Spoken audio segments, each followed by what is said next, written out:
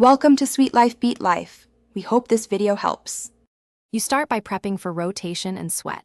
Clean, product-free hair grips better, so use light hairspray only.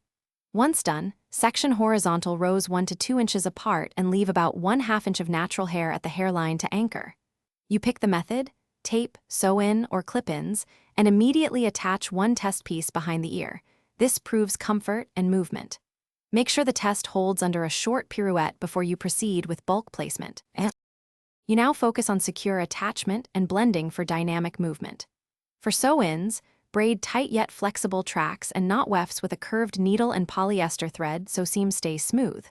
For tape, align adhesive accurately and press for 20 to 30 seconds.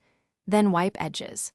Once multiple wefts are set, blend by trimming layers to match length, teasing roots for volume, and reinforcing high movement zones with small pins or elastics. Make sure each step preserves circulation and comfort while resisting jumps and turns.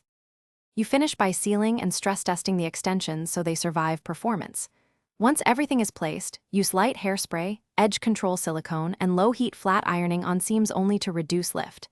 Then run a full movement test, execute your routine or simulate jumps, and inspect for slippage or pulling.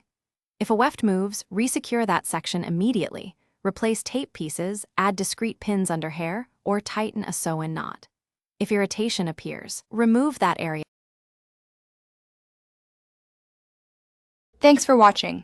Consider subscribing if we helped you.